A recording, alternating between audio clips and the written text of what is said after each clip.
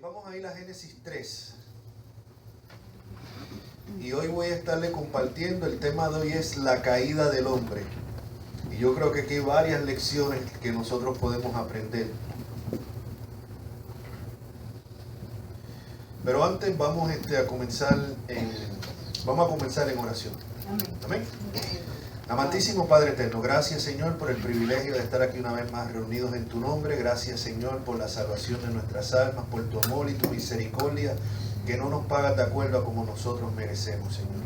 Gracias por la libertad que gozamos todavía en este país, Señor, cuando sabemos que hay otros hermanos que no tienen esta libertad, que están siendo perseguidos, maltratados, quemados dentro de sus templos, Señor, por la misma fe que nosotros profesamos aquí libremente.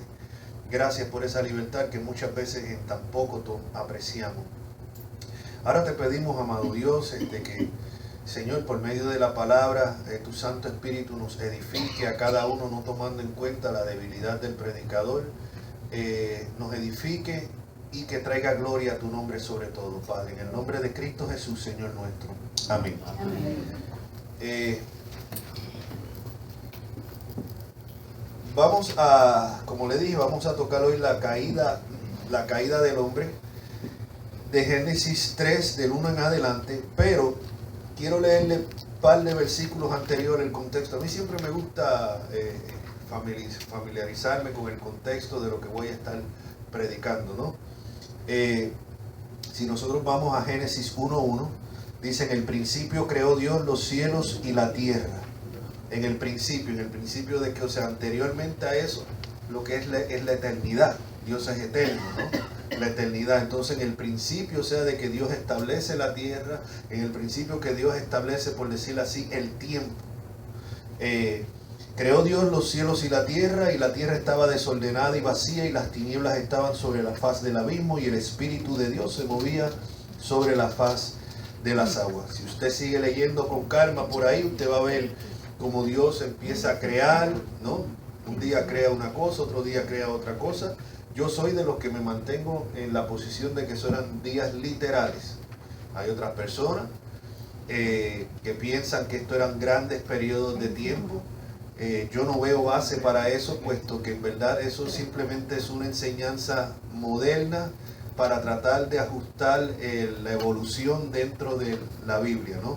O sea, han tratado de reinterpretar los días de Génesis de que eran periodos largos para poder entrar ahí la cuestión de la evolución. Yo me mantengo a la antigua, en que tenemos que entenderlo como lo entendieron a quien iba originalmente dirigido, a los israelitas, que fue dirigido el libro de Génesis primeramente, que ellos no pensaron en que estaban hablando de grandes periodos, sino de días, y habla de la mañana y el día en cada una de las ocasiones. Pero si usted no piensa así, no se preocupe, eso no le va a quitar su salvación. Así que de ahí vamos a brincar el versículo 26, donde dice: entonces dijo Dios, hagamos al hombre a nuestra imagen y conforme a nuestra semejanza, y señoree en los peces del mar, en las aves de los cielos, en las bestias, en toda la tierra y en todo animal que se arrastra sobre la tierra. Y creó Dios al hombre a su imagen. A imagen de Dios lo creó. Varón y hembra los creó.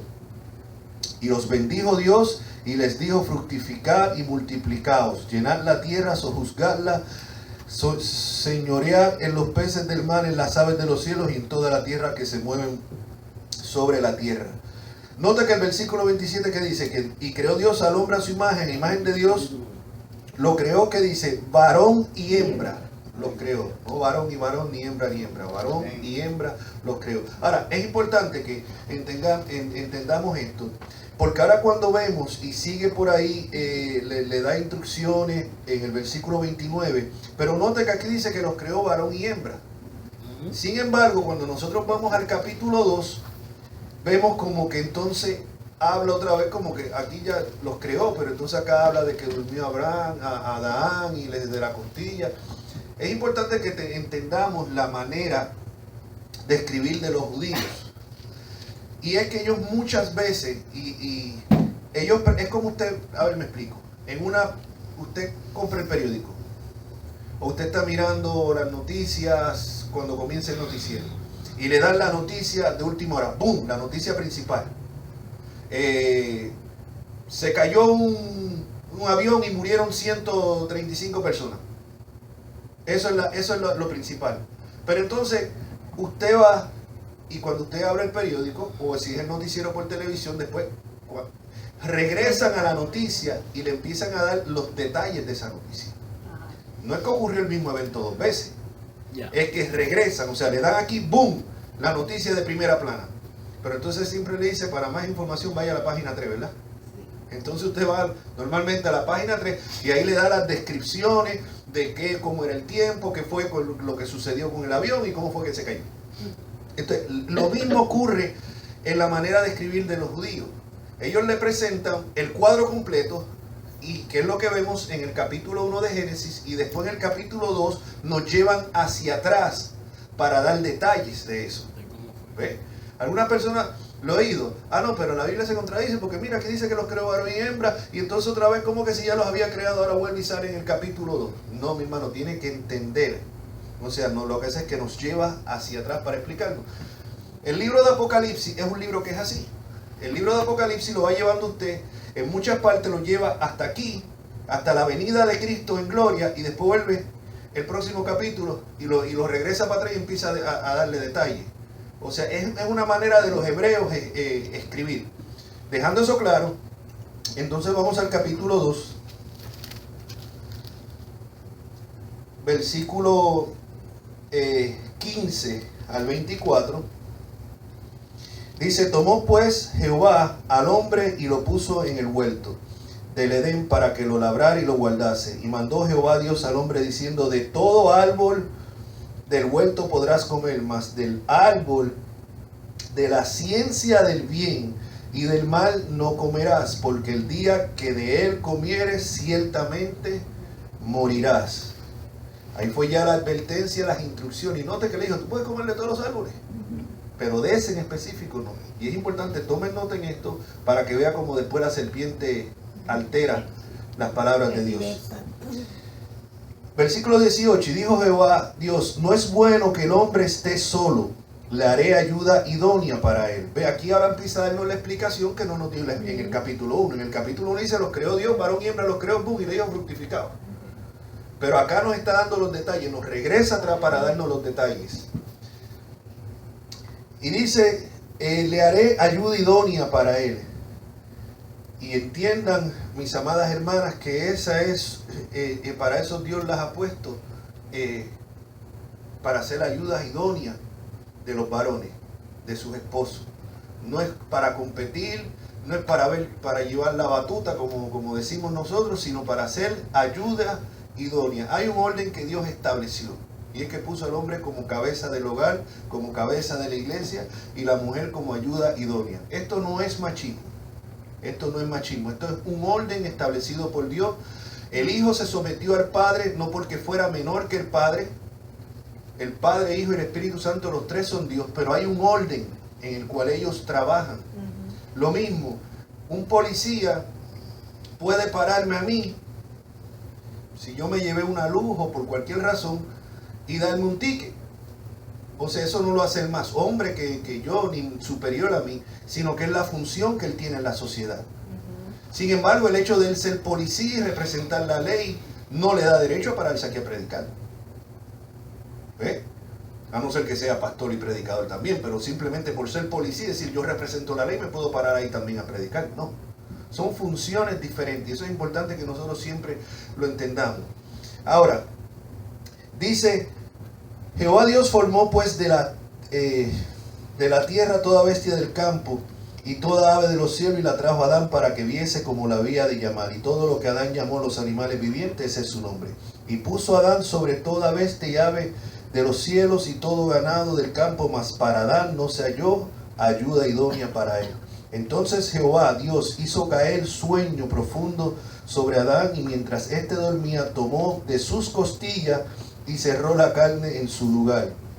Y de la costilla que Jehová Dios tomó del hombre hizo una mujer, y la trajo al hombre. Y dijo entonces Adán: esto es ahora hueso de mis huesos y carne de mi carne. Esta será llamada varona, porque del varón fue tomado. Por tanto, dejará el hombre a su padre y su madre y se unirá a su mujer y serán una sola carne. Y estaban ambos desnudos, Adán y su mujer, y no se avergonzaban. Note, varón y hembra Dios los creó. Y a pesar que el tema de hoy no es el matrimonio, es entender que en el matrimonio somos una sola carne.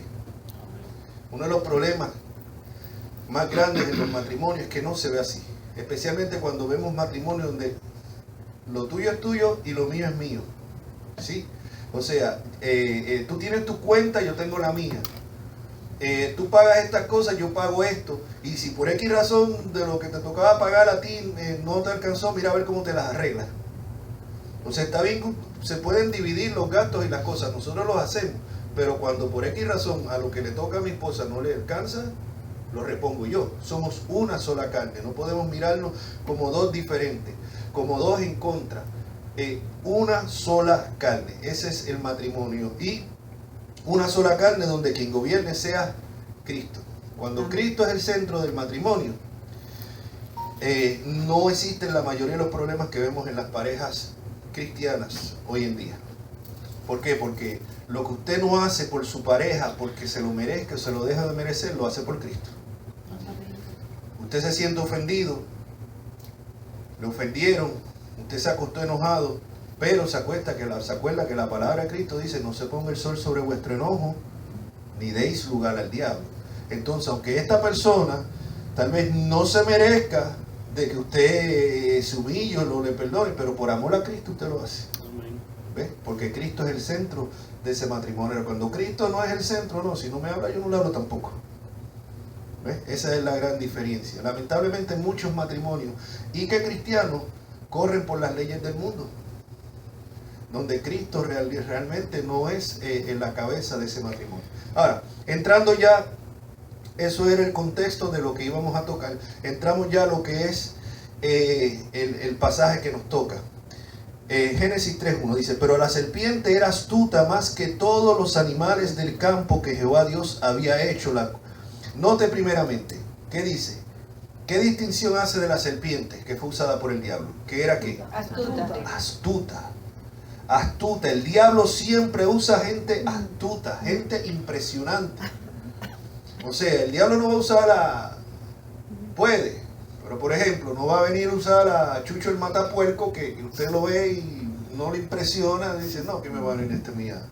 No, usa personas que se expresan bien, usa personas que saben hablar, personas con gran carisma, personas que digan el disparate que digan, pero usted se queda como así, como abobado escuchando, porque es que habla tan bonito, ¿no?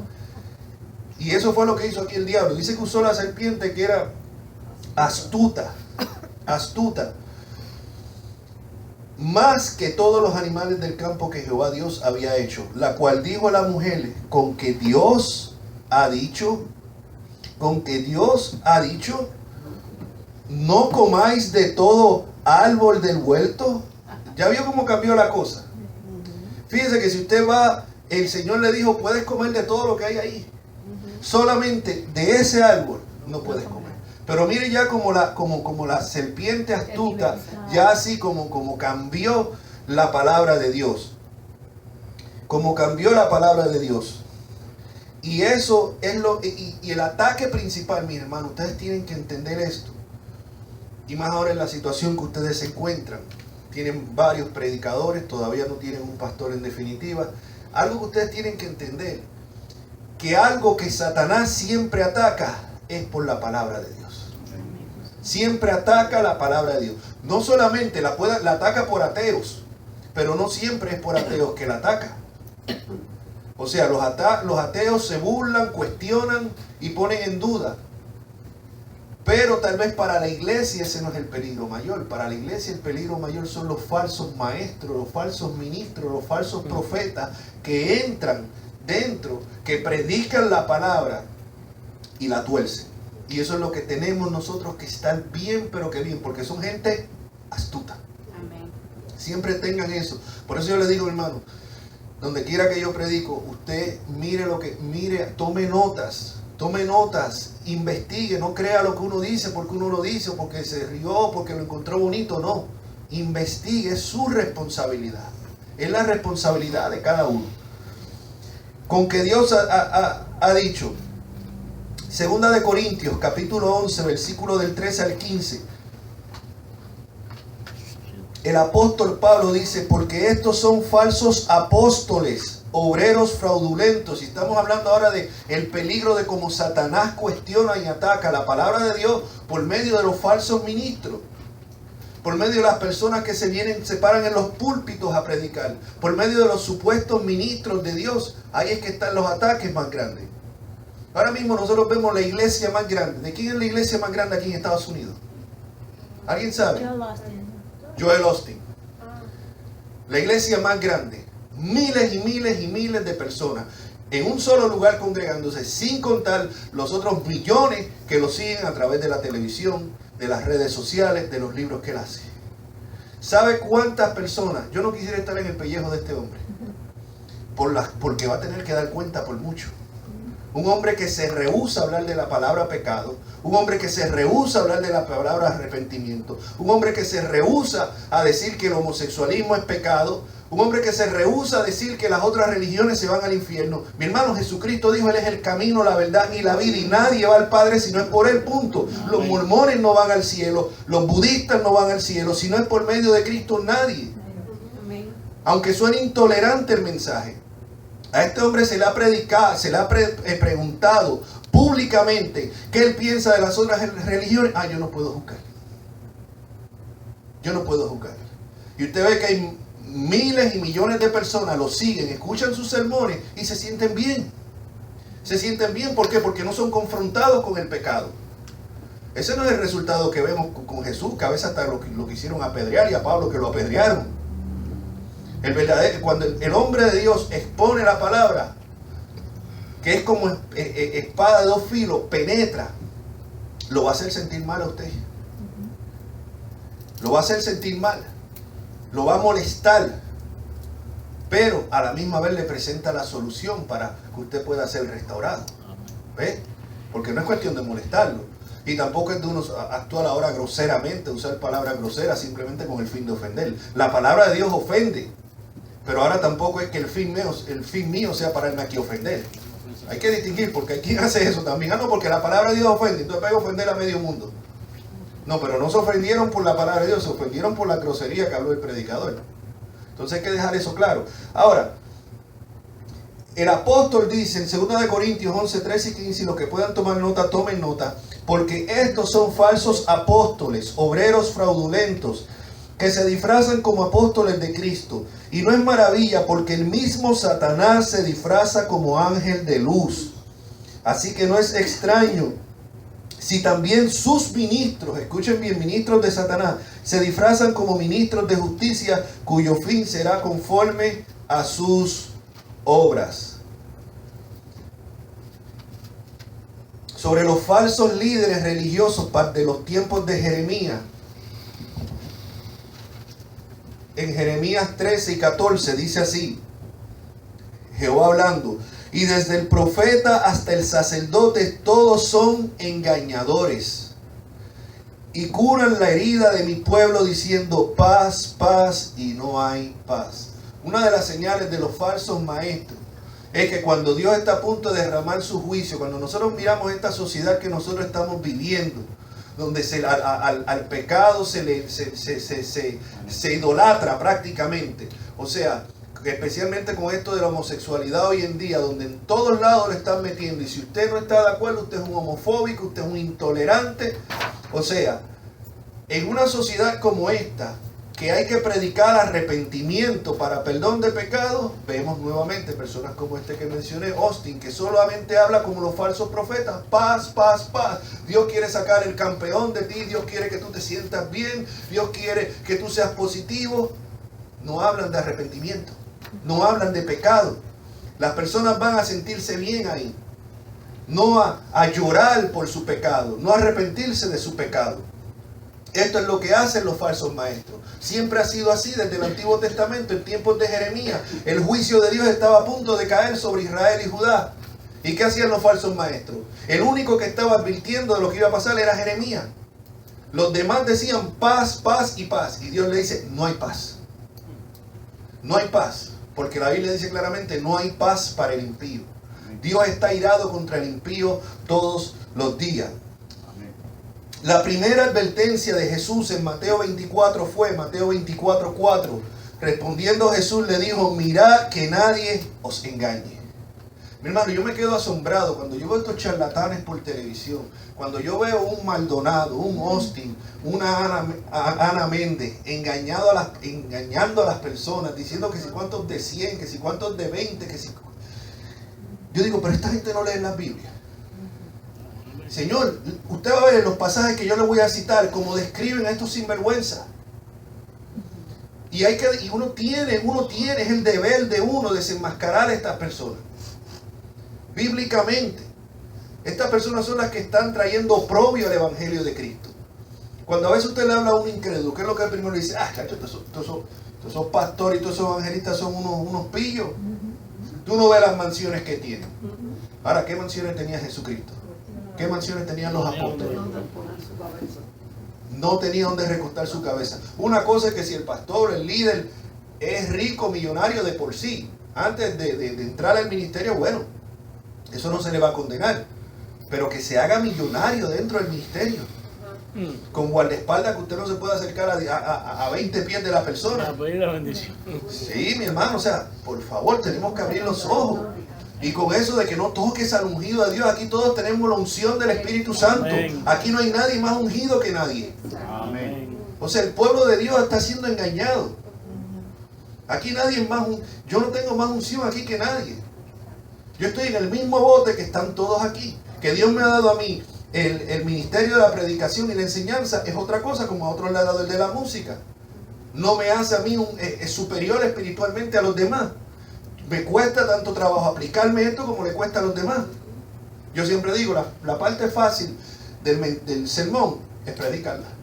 Sí, señor. La parte difícil es aplicarse uno mismo lo que predica. Ahí es, predicarlo es fácil. Ahora, la hora es de ponerlo en práctica. En 1 Timoteo, ahí en Mateo 24, respondiendo Jesús le dijo, mirad que nadie os engañe, porque vendrán muchos diciendo, yo soy el Cristo, y a muchos engañarán. A muchos engañarán. 1 Timoteo 1:4. Pero el Espíritu dice claramente que en los postreros tiempos algunos apostatarán de la fe, escuchando que a espíritus engañadores y doctrinas de demonios. Mi hermano, los ataques más fuertes de Satanás en estos tiempos no es por medio de personas endemoniadas.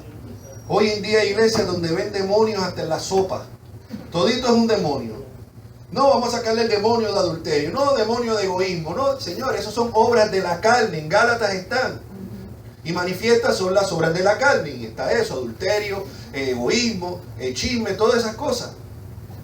Entonces, ¿cuál es la verdadera, como Satanás verdaderamente está atacando a la iglesia? Por medio de falsas doctrinas. Por medio de falsas doctrinas. Dice claramente, espíritus engañadores y doctrinas de demonios. Entonces no es reprendiendo demonios, no es haciendo conjuros que usted se va a librar de esto, sino estudiando la palabra, identificando a estas personas y denunciándolo. Venga conmigo rapidito, 2 de Pedro 2, para una descripción más viva de lo que estamos hablando.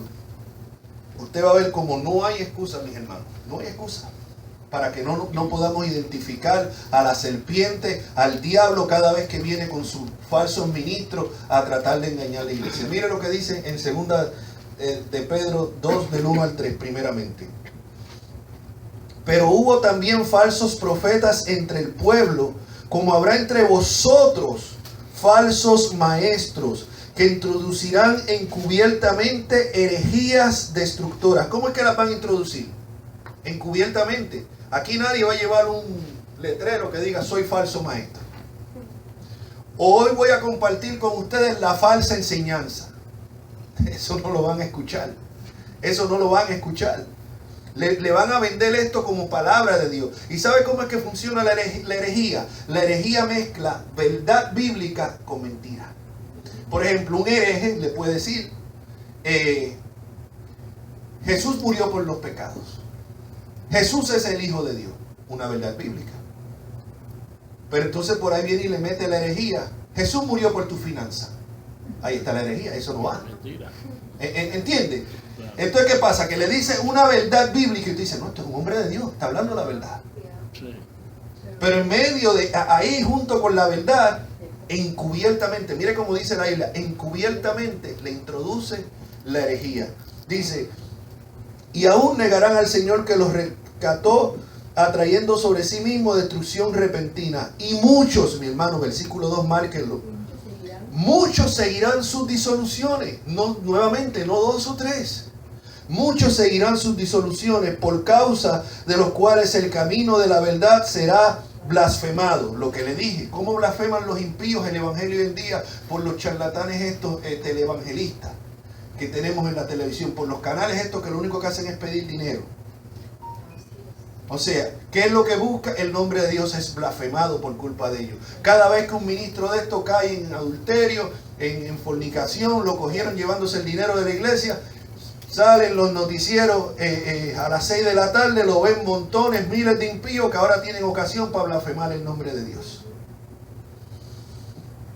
Y por avaricia, aquí está el motivo, marque eso bien en su Biblia, y por avaricia harán mercadería de vosotros, con palabras fingidas, porque le va a hablar, usted es hijo de un rey, Dios quiere lo mejor para usted. Usted tiene que pactar con Dios en este momento. Usted dele $100 a Dios, que Dios le va a dar 1000. Mercadería, mis hermanos. Mercadería. Y usted no sabe las personas que se han enojado conmigo por yo decir esto. Ay, pero ¿por qué tiene que mencionar el nombre? Ay, pero ¿por qué tiene que hablar de eso? Porque es mi deber. Es mi deber. Cuando Pedro, el apóstol Pedro, se desvió un poquito actuando hipócritamente, Pablo lo reprendió públicamente. Sí. Y mire, y hasta el día de hoy, 2000 años y pico después, en Gálatas aparece el error que cometió Pedro. Gracias a Pablo. O sea, Pablo no dijo, ay no, pero es que como Dios es amor y tenemos amor, yo no lo voy a reprender, o por lo menos no le digo nada, o allá no menciono su nombre. No, mencionó su nombre y lo reprendió públicamente. Y así tenemos que hacer nosotros. Porque estos son personas que públicamente están exponiendo el nombre de Cristo al vituperio. Personas que tienen los medios que no tenemos la mayoría de los pastores que predicamos o predicadores que predicamos sana doctrina. Porque estas personas, como hacen mercadería, jalan el dinero, tienen el dinero para comprar los espacios en televisión que no tienen iglesias normales, en las radios para hacer los libros que no tienen pastores o predicadores normales. Y entonces esparcen su veneno. Con palabras fingidas. Sobre los tales ya de largo tiempo la condenación no se tarda y su perdición no se duerme. Su perdición. Estas personas no son salvas. Si vamos más adelante, ahí mismito, 14, 2 de Pedro 2, 14. Al 19 dice así, tienen los ojos llenos de adulterio. Recientemente, no sé aquí cuánto lleno, tal vez 1 año o 2 atrás, un conocido pastor, creo que era un tal Moya de Orlando, puertorriqueño, para colmo. Tenía una iglesia enorme ahí en la ciudad de Orlando. Él venía aquí a darle seminarios a pastores. A dar seminarios a pastores. El hombre era un activista también en las cosas de la ciudad y eso, o sea que salía, le dieron, cuando yo vi en Kissimmee, me acuerdo, le dieron un premio allá a la ciudad de Orlando, un reconocimiento por la obra de él en la comunidad. Pues este hombre estaba teniendo una relación ilícita con la mujer del coro, que a la misma vez era la esposa del tesorero. Usted sabe el daño que ocasionó eso primeramente a su familia y a la familia del tesorero, a la iglesia, un hombre que lo tenían aquí porque el hombre era muy buen orador, o sea, una persona muy carismática, más al mundo, porque eso salió en las noticias. O sea, lo que dice aquí, dice, tienen los ojos llenos de adulterio. no se sacian de pecar, seducen a las almas inconstantes, tienen el corazón habituado a la codicia y son hijos de maldición. Palabras fuertes, mis hermanos. Palabras fuertes del Espíritu Santo por medio de Pedro. Han dejado el camino recto y se han extraviado siguiendo el camino de Balaam, hijo de Beor, el cual amó el premio de su maldad. Y fue reprendido por su iniquidad, pues una muda bestia de carga, hablando con voz de hombre, refrenó la locura del profeta. Estos son fuentes sin agua. Mire lo que dice de estos falsos maestros. Y nubes empujadas por la tormenta, para los cuales la más densa oscuridad está reservada para siempre. ¿Se acuerda que le dije? Yo quisiera estar en el pellejo de esta persona. La más densa oscuridad está reservada para siempre. Pues hablando palabras infladas y vanas, seducen con concupiscencia de la carne y disoluciones a los que verdaderamente habían huido de los que viven en error. Les prometen libertad y son ellos mismos esclavos de corrupción. Porque el que es vencido por alguno es hecho esclavo del que lo venció. Mi hermano, les digo, es lamentable ver cómo con tantas advertencias que hay en la Biblia sobre estos falsos ministros de Satanás, la gente se sigue dejando engañar. ¿Saben por qué? Porque no leen su Biblia. No leen su Biblia. No estudian. La mayoría de los cristianos promedio ponen la Biblia de domingo a domingo. No estudian. Simplemente lo que dice el pastor, el predicador, lo creen sin cuestionar. Y si usted tiene un siervo de Dios que le está enseñando la palabra, son dichosos. Pero si tienen un sinvergüenza de esto, entonces sí que es triste el caso de ustedes, porque no están escudriñando, están creyendo las falsas enseñanzas que les están trayendo. Por eso es que es necesidad, con todas estas advertencias, y vemos que el diablo, ¿cómo fue que atacó a Eva? Citando mal la Escritura. Y vemos que hasta el día de hoy es lo que sigue. El ataque de Satanás siempre es por medio de la palabra, siempre es a la palabra de Dios. La importancia de nosotros escudriñarla. Ahora sí volvemos nuevamente con que Dios os ha dicho, no comáis, vemos cómo exageró. Y la mujer respondió, la mujer respondió a la serpiente, del fruto de los árboles del huerto podemos comer, pero del fruto del árbol que está en medio del huerto, dijo Dios, no comeréis de él ni le tocaréis para que no muráis. También aquí ya hubo un poquito de exageración, ¿vio? Es que es la naturaleza de nosotros exagerar. Mire, si yo vengo y le digo algo aquí a la hermanita, le digo un secreto y le digo, pase este secreto por ahí, usted puede decir, estar seguro que sigue así, y cuando da la vuelta y llega aquí a la hermana, no tiene que ver nada con lo que yo le dije a ella. Porque es así que somos. O sea, tendemos a cambiar, a exagerar, a quitar. Así somos. Colorear, sí, y lamentablemente eso es lo que hacen, colorear el evangelio mucho, porque es muy duro, palabras. Ay, hermanos, si las personas están agobiadas con sus problemas de sus trabajos, de sus finanzas, ¿por qué usted los va a agobiar más hablándole que son pecadores y que se tienen que arrepentir? No, vamos a hablarle de cosas positivas, vamos a hablar del campeón que hay en ellos. Y eso es lo que a la gente le gusta. Eso es lo que a la gente le gusta. Ahora, versículo 4, perdón. Entonces la serpiente dijo a la mujer, no moriréis. Aquí ya contradijo abiertamente lo que Dios había dicho. Sí. No moriréis. Mi hermano, el diablo sigue usando lo mismo. No moriréis. Vive como tú vivas. No moriréis. Tú eres salvo. Mis hermanos, yo quiero dejarle algo claro. Yo creo en la seguridad de la salvación. Yo creo que la salvación no se pierde. Pero, dejando eso claro, nosotros tenemos que examinarnos, porque Jesucristo dijo claramente, por su fruto se conoce el árbol. Si mi vida es una vida que lo que refleje solamente el pecado, hay que cuestionar si uno es salvo. Y eso de que porque eres salvo puedes hacer esto y hacer lo otro, cuidado con eso. No, y dijo también que en la palabra que el árbol que no dé fruto, el hacha está preparada para cortarla de raíz y echarla a fuego. Y esas son las cosas que no se leen ni se dicen muy a menudo en la Biblia. O sea, por su fruto se conoce el árbol. ¿Se acuerdan la última vez que le prediqué? Tenemos que examinarnos nosotros mismos a ver si estamos en la fe. No vaya a ser que seamos unos autoengañados. No moriréis. Lo mismo dice hoy. Hoy en día tenemos iglesias y que cristianas de homosexuales. siguen el homosexualismo, que no moriréis. Porque es que los que escribieron eso eran homofóbicos. Pablo era un homofóbico guiado por su cultura judía. O sea, eso no se aplica hoy en día. Siguen el homosexualismo, no moriréis. Siguen tu pecado, no moriréis.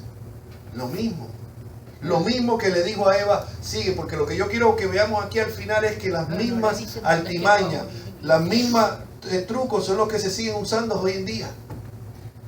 Es lo mismo, la misma responsabilidad. Mire cómo sigue diciendo. No moriréis, sino que sabe Dios que el día que comáis de él serán abiertos vuestros ojos y seréis como Dios, sabiendo el bien y el mal. Aquí vemos una verdad a media. Porque él dijo, seréis como Dios. Pero nadie puede ser como Dios. Pero serían como Dios en cierto sentido, en que ellos iban a entender lo que era el bien y el mal. Algo que ellos entonces lo iban a experimentar. Dios sabe lo que es el bien y el mal, pero no por experimentarlo. Pero ellos lo iban a saber, como dicen, de la mala manera. De la mala manera ellos iban a aprender la diferencia entre el bien y el mal. Y note como aquí Satanás también vira y pone a Dios como si fuera un egoísta. Entiende, como, bueno, en verdad lo que pasa es que Dios no quiere que ustedes sean igual que él. Y ella en su deseo de ser como Dios, ya sabemos lo que sigue. Y déjeme decirle, mi hermano, algo importante, que paremos aquí un segundo.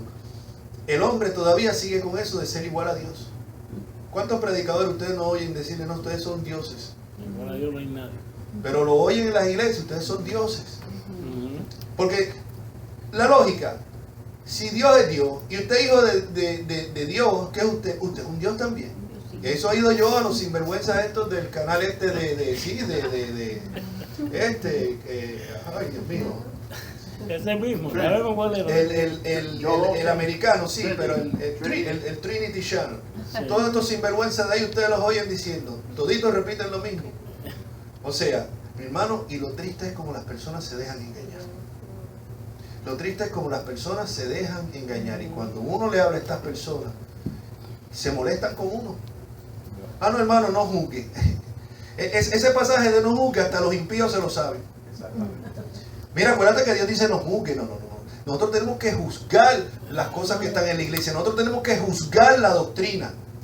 Nosotros tenemos que juzgar la conducta. Siempre y cuando nos estemos juzgando a nosotros mismos también. Primero. El problema es que yo esté juzgando la conducta del hermano cuando la mía está peor. ¿Ve? Por eso es a lo que se refiere Jesús. Pero nosotros estamos llamados a juzgar las cosas que vemos dentro de la iglesia. Ahora, y vio la mujer que el árbol era bueno para comer y que era agradable a los ojos, árbol codiciable para alcanzar la sabiduría, y tomó de su fruto y comió. ¿Por qué siempre será que, como dicen, que la grama de al lado se ve más verde que la nuestra? ¿Verdad? Óigame, con todos los árboles que habían ahí, yo no me quiero ni imaginar la belleza que había en ese huerto del Edén. Todo a la perfección. Podían comer de todos los árboles, pero específicamente ese, el prohibido, ese es el que me gusta. Y así muchas veces el hombre prohibido es el que le gusta a la mujer. La mujer prohibida, esa es la que le gusta al hombre. Lo prohibido es la naturaleza. De todos los árboles, el prohibido era el que necesitaba ella. Dice, y comió. Y dio también a su marido, el cual comió así como ella. A Adán se le dieron claras instrucciones. Lo cual esto me lleva también a mis amadas hermanas. Ustedes saben la influencia que ustedes tienen sobre los maridos. Aún cuando le hacen creer que a veces que él es el que toma la decisión, ustedes saben que ustedes son el poder detrás del trono muchas veces que toman las decisiones. O sea, y a veces uno dice, no, vamos a hacer esto, y con la pasadita de mano, y la cosita, siempre terminan embobando a uno, para que termine uno si lo hacen haciendo. Sí, pero o sea, lo que le quiero decir, mi hermano, el hombre está llamado a ser la cabeza del hogar, pero la mujer tiene gran influencia en el hombre. Por ejemplo, especialmente en esto de los ministerios, Dios no ha establecido pastoras, Dios estableció pastores. Pero a la misma vez, Es adulto. la ayuda idónea tiene que ver mucho Amén. para yo poder desempeñar mi ministerio. Amén. O sea, eso hay que reconocerlo. O sea, nosotros estuvimos en un servicio esta mañana. Yo estuve predicando allá en la iglesia del hermano Rafael María. Y de allá vinimos para acá. Entonces, mi ayuda idónea estuvo conmigo allá y está ahora acá apoyándome también. Amén. O sea, eso es bien importante. O sea, no estoy diciendo de que no tiene importancia. Vemos que Dios la puso ahí como ayuda idónea. Ahora, lo que le quiero decir es que la influencia de ustedes sobre sus maridos puede ser buena o mala. En muchos casos, el hombre está llamado a ser el líder del hogar y de la congregación. Pero en muchos casos, y es lamentable, la mujer tiene más conocimiento bíblico que el hombre. Entonces la mujer tiene que, como decir, usurpar o coger el lugar de liderazgo espiritual porque el hombre no puede. Entonces ahí es que la mujer debe de influenciar para bien, con su conocimiento que tiene, de influenciar para bien a ese varón. Aquí vemos que la influencia de Eva sobre Adán no fue la mejor, lo arruinó. Y él no fue ninguna víctima porque él tenía claramente. Y esto tanto varones de Dios como mujeres de Dios. Usted escucha a su pareja siempre y cuando no vaya en contra de la palabra de Dios. Amén. Porque cuando su pareja le insinúa algo que va en contra de la palabra de Dios, no. Ahí hay que poner un pare. Mejor que se enoje ella o se enoje él y no quedar mal usted con Dios. Aquí Adán prefirió quedar bien con su mujer que con el claro mandato de Dios. Y eso es importante que nosotros lo tengamos en mente. Hay cosas que se ven.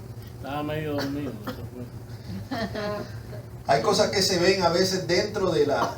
mi hermano, yo le digo, las cosas que se ven a veces dentro de las congregaciones.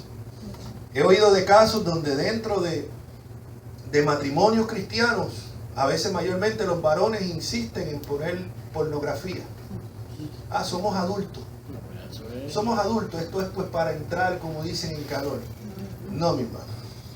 Y mujeres que han seguido, no me siento cómoda, pero como él... No, eso es pecado. Usted está viendo la desnudez de otras personas, se están excitando viendo otras personas, están en adulterio, punto. Ahí es donde... ¿Y qué hizo? Se dio. Dice, y comió.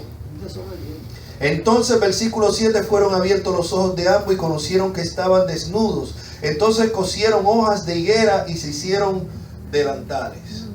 Entonces ya él trató de cubrir su desnudez con su propio esfuerzo. Y así es que el hombre trata de cubrir su vergüenza, de cubrir su pecado con sus propios méritos, con sus propias obras, lo cual dice Dios que son trapos de inmundicia delante de Dios. Porque toda obra que no se hace para glorificar a Dios, Dios no la acepta. Y la única manera que usted hace obras para glorificar a Dios es cuando usted ha sido nacido de nuevo, por medio de Cristo, por medio del Espíritu Santo. Y esas obras Dios las va a ver a través del filtro de la sangre de Cristo. Ahora, dice, y oyeron la voz de Jehová que se paseaba en el huerto, al aire del día, y el hombre y su mujer se escondieron de la presencia de Jehová, Dios, entre los árboles del huerto. Esa ha sido, mi hermano, y porque lo digo aquí lecciones que podemos aprender. Esa ha sido la actitud del hombre a partir de la caída. Huir de Dios. Huir de Dios. Romanos 3 dice, no hay justo ni aún uno, no hay quien entienda, no hay quien busque a Dios.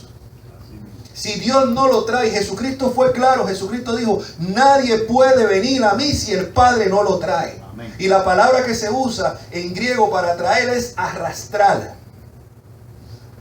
No crea que usted está aquí porque usted buscó de Dios. Usted está aquí porque Dios lo buscó usted primero. Usted está aquí porque su nombre estaba inscrito desde antes de la fundación del mundo en el libro de la vida.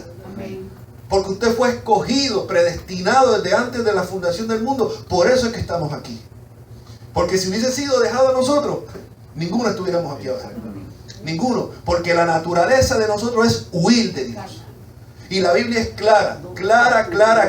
No hay quien busque a Dios. Nadie Nadie busca a Dios. La naturaleza del hombre es la misma que vemos aquí en Adán y Eva después de la caída. Los únicos que tenían, escuchen bien, libre albedrío eran Adán y Eva. Usted y yo no nacimos con libre albedrío. Usted y yo nacimos con un albedrío que va dominado a hacer el mal. Nosotros tomamos nuestras decisiones, sí, porque no somos obligados, pero siempre nuestras decisiones son en contra de Dios. Siempre. ¿Por qué usted cree esa batalla que usted todavía siente, como hablamos en una de las últimas prédicas, cuando vimos el ejemplo del apóstol Pablo?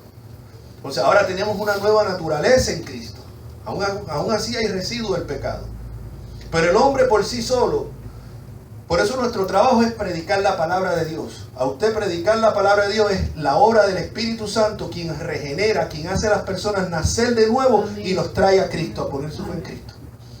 No con embeleco, no con 20 cosas, vamos a inventar esto, aquello, para que la gente, vamos a poner esto así bonito en la iglesia, vamos a ponerle música así, WhatsApp, para que se identifique. No, predique la palabra y punto. Predique la palabra y punto, que es lo que va a hacer la obra en las personas. La palabra de Dios. Y esa es la situación. Por eso es que la salvación de principio a fin es de Jehová. Amén. Él es el que nos escoge, Él es el que nos llama. Mire, ese arrepentimiento que usted y yo sentimos cuando creímos la palabra fue de Dios. Fue que Dios nos concedió que nos pudiéramos arrepentir. Porque si Dios no hubiese transformado ese corazón de piedra de nosotros, aquí nadie se arrepiente. Ahí es que vemos la misericordia de Dios. Por eso el trabajo de nosotros, mi hermano, es predicar la palabra, hablarle la palabra. Nosotros no sabemos quién es escogido o no. Como no sabemos, le predicamos a todos. Y a todos les podemos hacer la promesa que si se arrepienten y creen en el Evangelio, serán salvos. Esa es la manera de evangelizar. Seguimos aquí rapidito. Mas Jehová Dios llamó al hombre, versículo 9, y le dijo: ¿dónde estás tú? Si el Señor nos dice a nosotros en esta mañana: ¿dónde estás tú? ¿Qué respondemos? ¿Dónde estás tú? ¿Sabía Dios dónde estaba el hombre o no sabía? Sí. Sabía. Dios sabe cuál es su condición y la mía espiritual. Muchas veces cuando Dios nos confronta es para que nosotros nos demos cuenta. Porque no es que Él no sepa, Él sabe, pero muchas veces nosotros creemos que estamos aquí cuando estamos acá. Y entonces cuando viene el azote, cuando viene la prueba, cuando viene la aflicción, es que vemos que, yo que creía que era tan maduro en la fe. Yo creía que yo iba a manejar esta situación de tal manera y vi que la manejé como cualquier impío cualquiera. Entonces el Señor permite eso para que nos demos cuenta de dónde estamos realmente. Porque a veces pensamos que estamos acá y en verdad no estamos allá. Ahora, ¿dónde estás tú? Y él respondió: oí tu voz en el huerto y tuve miedo porque estaba desnudo y me escondí. La persona cuando está en pecado, inclusive los creyentes cuando empiezan a patinar un poco, lo primero que hacen, si ustedes notan, es que dejan de asistir a la congregación. Y después empiezan a cortar con todas las amistades cristianas. Sí, porque es que no quieren oír que nadie venga a estarlo reprendiendo, diciéndole. Mire, yo estaba discipulando a distancia a un muchacho desde aquí, él vivía, yo lo conocía allá en Kissimmee, en el gimnasio. Y cuento corto, yo así lo discipulaba, hablaba con él siempre me llamaba por lo menos una vez a la semana. Y hablábamos un rato, él me hacía preguntas, yo le contestaba, lo aconsejaba. Lo último que supe de él era que había encontrado a una muchacha por Facebook de la juventud. Y había quedado muy impresionado. La muchacha se recién acababa de divorciar. Según la describía, parecía una modelo la muchacha. La esposa de él pues no parecía una modelo, ya tenía, yo creo que tenían 3 hijos, inclusive una muchacha ya adolescente y dos más pequeños. Él me preguntó y me dice: mira, yo me siento así acá y yo en verdad creo que uno se merece ser feliz. Y le dije: mira, varón, tú tomaste ya la decisión. Tú tomaste la decisión. Tú lo que quieres es saber si yo te voy a apoyar en la poca vergüenza. Pero ya tú tomaste la decisión. Y le dije, piénsalo, porque si tú eres un verdadero hijo de Dios, Dios te va a disciplinar. Eso sin contar el daño que tú le vas a hacer a tu esposa y a los hijos. que se van a sentir, y más si esa mujer es como tú la describes, ellos van a sentir que tú humillaste a la mamá de ellos. No, sí, yo lo voy a pensar. Cuento corto, esa fue la última vez que hablé. Después lo llamé. Ya tú sabes lo que es. No, ya yo sé, o sea, ya yo sé que te tomó la decisión incorrecta. O sea, pero fíjese que como le dije, que es lo primero que hace, cortar, huir. Y analícese, si usted ve que usted empieza ya, usted está practicando algo y empieza ya como le incomoda la Biblia, le incomoda ya venir a la iglesia, se empieza a sentir incómodo, examínese, no siga por ese camino, no siga por ese camino. Y esto no conoce edad, el pecado no conoce edad, no, lo mismo es para el joven que para el viejo, porque a veces creemos, no, eso es para la juventud, no, eso es aquí para todo el mundo. Sí, para todo el mundo, el pecado no respeta. Ahora, dice, y Dios le dijo, ¿quién te enseñó que estabas desnudo? ¿Has comido del árbol que yo te mandé no comiese? Y el hombre respondió, la mujer que tú me diste por compañera me dio el árbol. O sea, a última instancia, la culpa es tuya. Aquí le tiró el muerto al Señor. Mira hasta dónde llega el descaro, ¿no? O sea, mire, cuando pecamos, tome responsabilidad por su pecado. No le excuse, no diga, yo sé que pequé, pero es la circunstancia. ¿Qué hubieses hecho tú en mi lugar? Pero es que esto me llevó. Ahí no hay arrepentimiento. Ahí no hay arrepentimiento. El verdadero arrepentimiento reconoce, soy culpable. Punto. Pero cuando dice, bueno, sí, pequé, es verdad, pero tienes que entender mi situación. No, ahí no hay arrepentimiento. Ya, como le dije al último, una vez que usted añade ese pero, usted tiró el arrepentimiento ya por la ventana. Ese arrepentimiento no es genuino.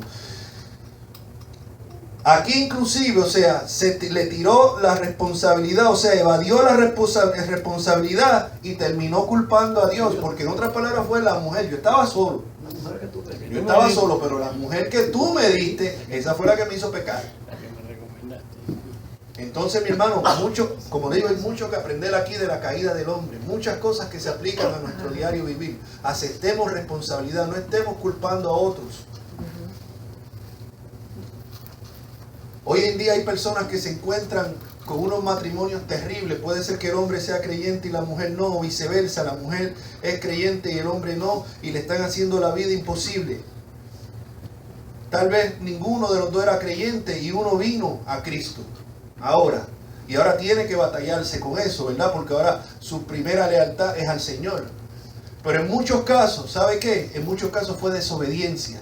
En muchos casos fue que sabiendo la palabra que dice que no te unas en yugo desigual, se unieron en yugo desigual con incrédulos y que para ganárselos para Cristo. Y entonces el incrédulo o la incrédula, en lo que le echaba el guante, ay sí, no, a mí me gustan las cosas de Dios también. No, yo te acompaño a la iglesia. Hasta que una vez que le echó el guante, ahí entonces sacan el verdadero yo. Y ahora le están haciendo la vida imposible. Entonces, esas personas no pueden venirle a reclamarle nada a Dios. Usted entró en desobediencia a un matrimonio. Ahora usted se queda en su matrimonio. Y ahora usted lleva las consecuencias de eso. Y no puede culpar a Dios. ¿Por qué Dios permitió que yo me casara? No, si Dios dijo no te unas en yugo desigual. Lo cual me lleva a otro caso, mi hermano. Hay cosas por las que nosotros tenemos que orar y por las cuales no. Si una persona está buscando pareja, y esa pareja, esa persona que le está llamando la atención, no es creyente, no ore por la voluntad de Dios. Pues si usted sabe la voluntad de Dios, no te unas en yugo desigual. Punto. Eso no hay ni coral. Pero seguimos insistiendo y después caemos en ciertas situaciones. Y después queremos culpar a Dios como hizo Adán. Y el hombre le respondió, la mujer que me diste por compañera me dio del árbol y yo comí. Entonces Jehová Dios dijo a la mujer, ¿qué es lo que has hecho? Y dijo la mujer, la serpiente me engañó y comió. O sea, Adán le tiró el muerto a la mujer y a Dios, y la mujer le tiró el muerto a la culebra, a la serpiente. O sea, pasando. Y Jehová Dios dijo a la serpiente, por cuanto esto hiciste, maldita serás entre las bestias y entre todos los animales del campo, sobre tu pecho andarás y polvo comerás todos los días de tu vida. Note cómo viene ahora el castigo. Dios empezó por aquí y siguieron tirando la culpa hasta aquí, hasta la serpiente. Y entonces Dios empezó por la serpiente con el castigo para cada uno. Ninguno se libró. ¿Se acuerdan cuando predicamos hace unas semanas atrás acerca del perdón y el arrepentimiento en el Salmo 32? Nadie se puede librar. Nadie se puede librar. Nadie puede evadir su pecado. Nadie. Dice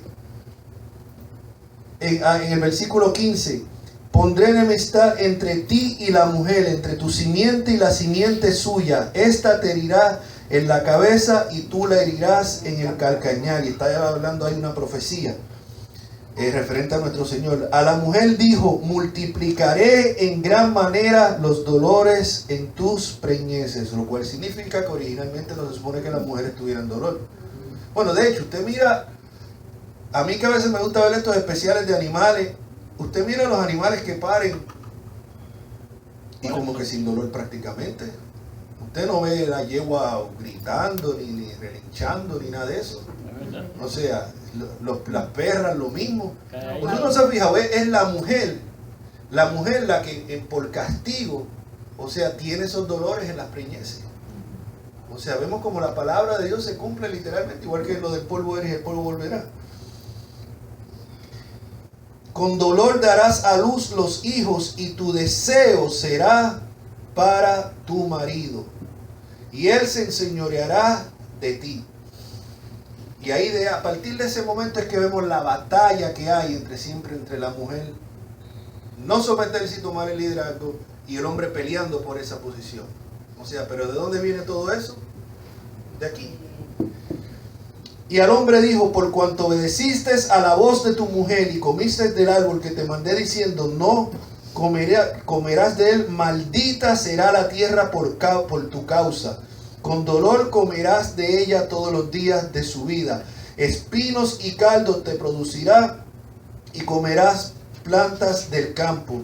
Con el sudor de tu rostro comerás del pan hasta que vuelvas a la tierra, porque de ella fuiste tomado, porque polvo eres y al polvo volverás. Mi hermano, aquí vemos una última lección. Muchas veces el pecado de nosotros va a afectar lo que nos rodea. Muchas veces el pecado suyo va a afectar a sus hijos, a su pareja, a otros familiares, a lo mejor a los miembros de la iglesia. El pecado de una persona es bíblico. Es bíblico, lo vemos en el pasado. Y aquí vemos como el pecado de Adán trajo maldición sobre toda la tierra. Trajo las consecuencias del pecado de él. Y muchas veces del pecado de nosotros nos arrepentimos y Dios nos perdona. Pero tal vez el daño que hicimos a nuestros hijos, el daño que hicimos a nuestra pareja, el mal testimonio que dimos en el trabajo, el mal testimonio que causamos, la división que causamos en nuestra iglesia, se quedan, mi hermano. Se quedan muchas veces. Otro caso donde se me ocurre es Jonás. ¿Se acuerda? Jonás andaba hablando, un día le predico de eso. Andaba huyendo de la presencia de Dios y se montó en este barco. Y esos hombres que no tenían que ver nada con el lío de Jonás y Dios, sufrieron las consecuencias de lo que estaba haciendo Jonás. Porque la tormenta los azotó a ellos y perdieron sus bienes. Dice que tuvieron que coger las cosas y empezarlas a tirar al mar. ¿Por qué? Por el pecado de un hombre que estaba ahí.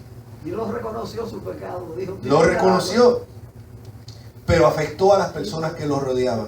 Y muchas veces el pecado de nosotros no solamente nos va a traer consecuencias a nosotros, sino que nos va a traer consecuencias a las personas que nos rodean. A veces nos deslizamos en la fe, nos apartamos. El verdadero creyente va a volver tarde o temprano, pero tal vez en ese tiempo que usted estuvo apartado, hizo cosas que sus hijos vieron, que su pareja vio, que sus vecinos, familiares vieron. Ahora usted se ha arrepentido, ha regresado a los caminos del Señor, pero el daño está hecho en ellos. A lo mejor ahora tiene unos hijos que no quieren saber de Cristo, ni de la iglesia, ni de nada. El daño está hecho. Entonces es importante que tengamos eso. Y finalmente, y aquí cerramos, y llamó a Adán al nombre de su mujer Eva, por cuanto ella era madre de todos los vivientes, y Jehová Dios hizo al hombre y a su mujer túnicas de pieles y los vistió. Note que fue el mismo Dios quien los vistió, y es Dios quien nos cubre y nos tapa la vergüenza de nuestro pecado. Lo que ellos habían hecho por su propia cuenta no sirvió.